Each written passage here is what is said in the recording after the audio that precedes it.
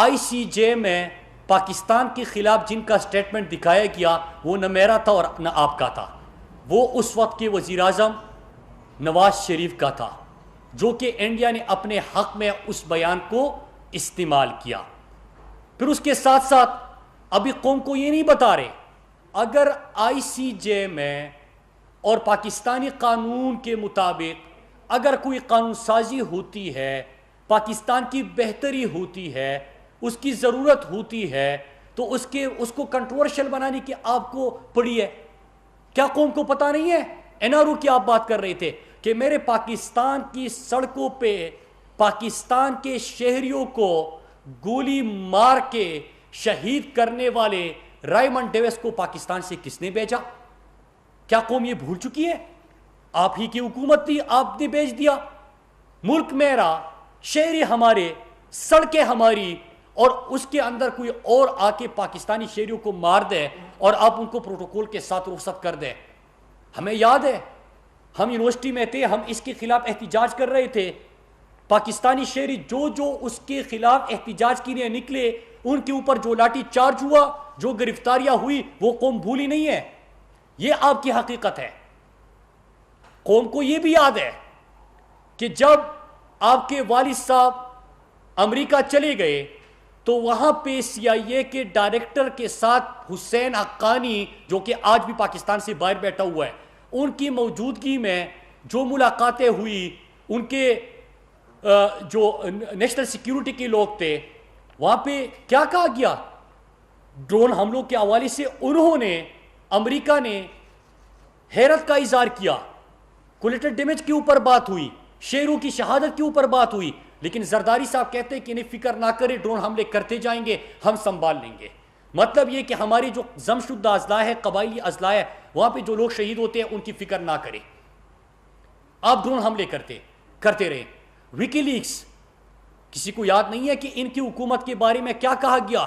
کہ جب یہ امریکن سفیر سے ملتے تھے تو کیا کہتے تھے کہ آپ یہاں پہ ڈرون حملے کرتے جائے، پاکستانی شہری اس میں شہید ہو، پاکستانی شہریوں کے گھر بار تباہ ہو، ہم پارلیمنٹ کے اندر شور مچائیں گے، گھر چلے جائیں گے، سو جائیں گے، بھول جائیں گے۔ آج یہ لوگ بات کرتے ہیں، کیا ان کی پوری تاریخ کسی کو یاد نہیں ہے؟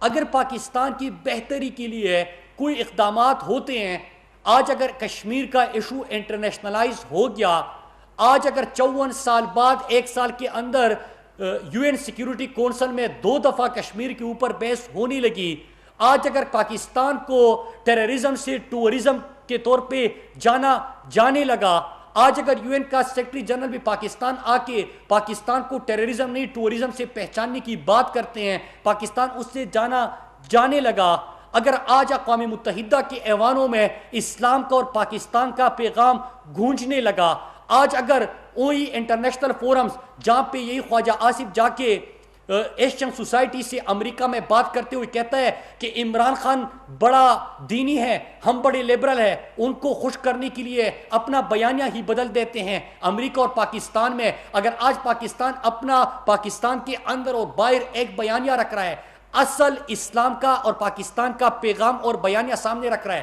آپ کو اس پہ افسوس ہو رہا ہے؟ میں آپ کے سامنے آخر میں آؤں گا کہ افسوس کس چیز کا ہے، وجہ کیا بنی ان باتوں کی۔ آج اگر جو انٹرنیشنل فورمز اسلام اور پاکستان کے خلاف اور سازشیں جہاں سے ہوتی تھی، آج اگر وہاں پہ مدینے کی ریاست کی بات ہوتی ہے، ختم نبوت کے اوپر بات ہوتی ہے، پاکستان کو ٹورزم سے جانا جاتا ہے، پاکستان کو دنیا کے امن میں خدمات کے طور پہ جانا جاتا ہے، اگر یہ بحث ہو رہی ہے تو میرے خیال سے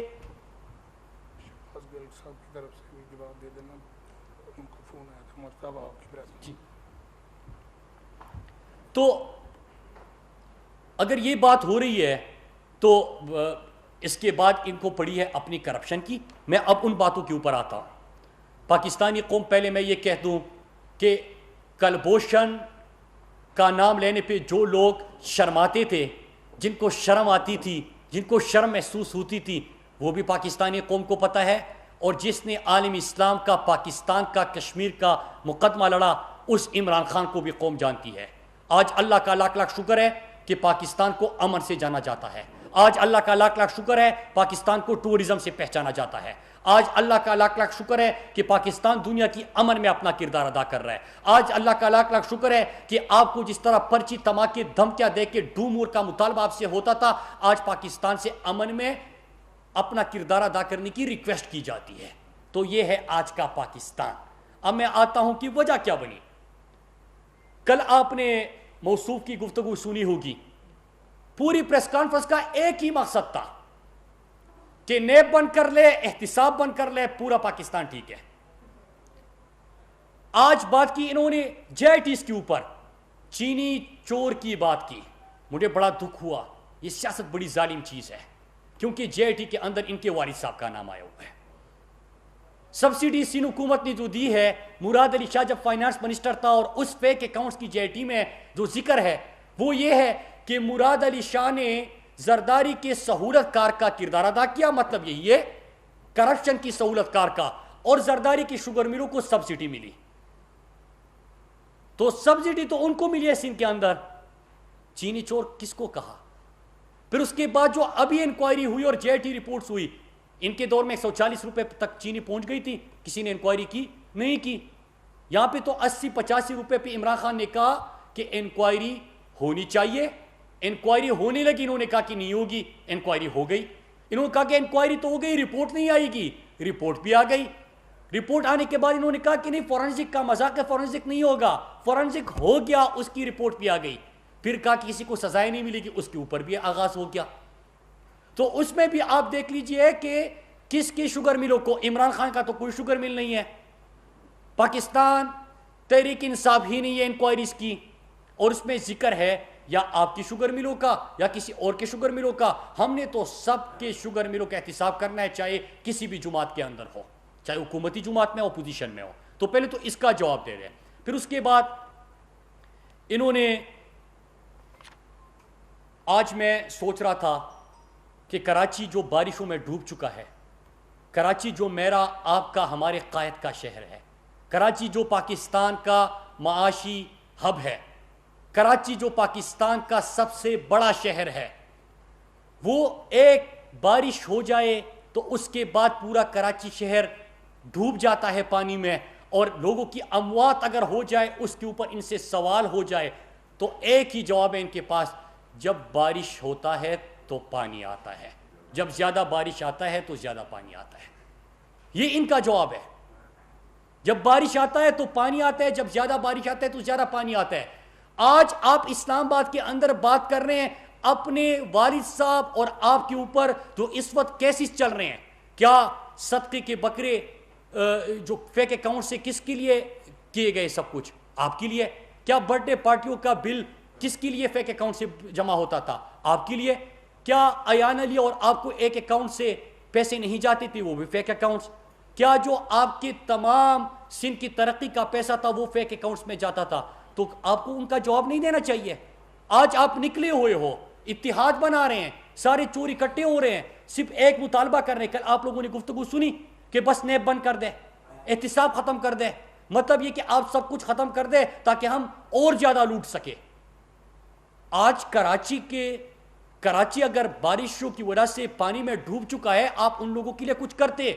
کراچی جو کچرا کنڈی بن چکا ہے اس کی ذمہ دار ہو آپ اس کے لیے کچھ کرتے. کراچی میں پانی میں تو ڈوب جاتا ہے بارش کی وجہ سے, لیکن صاف پینے کا پانی کسی کو نہیں ملتا, آپ اس کے اوپر بات کرتے. کراچی پاکستان کے شہر میں لوگوں کے لیے اس وقت جو مصیبت ہے اس کے اوپر بات کرتے.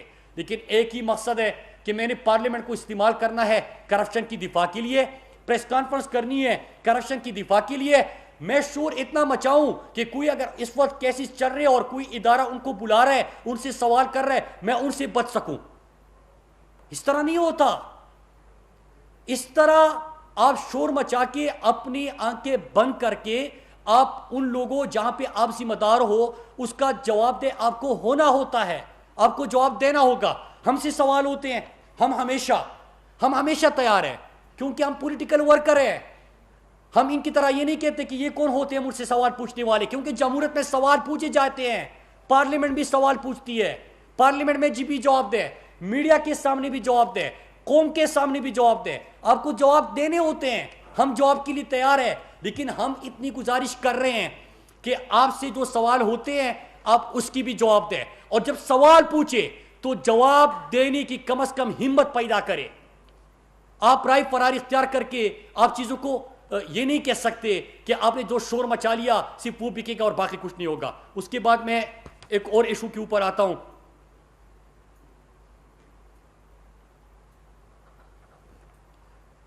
کہ ایک اور چیز، ان کو ایک اور چیز کا بھی دکھ ہے کہ پرائم منسٹر صاحب نے آٹا مہنگا ہوا اس کا کیوں نوٹس دیا، چینی مہنگی ہوئی اس کا کیوں نوٹس دیا، آئی پی پیس کے اوپر جو انکوائری ہوئی وہ کیوں کی؟ آئی پی پیس کے اوپر اگر انکوائری ہوئی تو کیوں ہوئی؟ اس لیے ہوئی کہ مہنگے بل آپ کے گھروں میں آ رہے تھے، کسی نے تو مہنگے کانٹریکٹس کے اوپر بات کرنی تھی، مہنگے کانٹریکٹس کا آپ آڈٹ کریں گے، غلطیوں کا تعین کریں گے، جزا سزا دیں گے تو آپ کی بجلی کی بل کم آئیں گے۔ چینی میں کسی کو سبسڈی مل رہی تھی، چینی مہنگی ہو رہی تھی، اس کا آڈٹ کریں گے، فورنزک کریں گے، انکوائری ہوگی، جزا سزا ہوگی، قیمتیں نیچے آئے گی۔ اب آٹے کا آپ نے پرسوں دیکھا کہ سندھ سے بڑا شور آیا، کسی نے یہ پوچھا کہ جو گوداموں سے گندم کی بجائے جو چیزیں برآمد ہو رہی ہے کیا کون سے صوبے سے ہو رہی ہے، کیا سندھ کے اندر نہیں ہوئی؟ نیب کے حوالے سے جو ریفرنس تیار ہوئی اور جو انکوائریز ہوئی اور انہوں نے ان سے جو ریکوریز ہوئی وہ گندم کس صوبے کی بات ہو رہی تھی؟ کیا سندھ کی بات نہیں ہو رہی تھی؟ ایک صوبے میں اگر گندم چوری ہوتی ہے تو باقی پاکستان بھی کیونکہ اس سے افیکٹ ہوتا ہے تو آپ کو اس کے اوپر آٹا جو ہے اس کے اوپر عمران خان نے کیوں نوٹس دیا؟ دکھ اس چیز کا ہے کہ آپ کے گوداموں سے آٹا غائب تھا، دکھ اس چیز کا ہے کہ وہ اربوں روپے کے گندم غائب تھے، وہ قوم کے سامنے آ گئی۔ تو یہ چیزیں تو ہوگی۔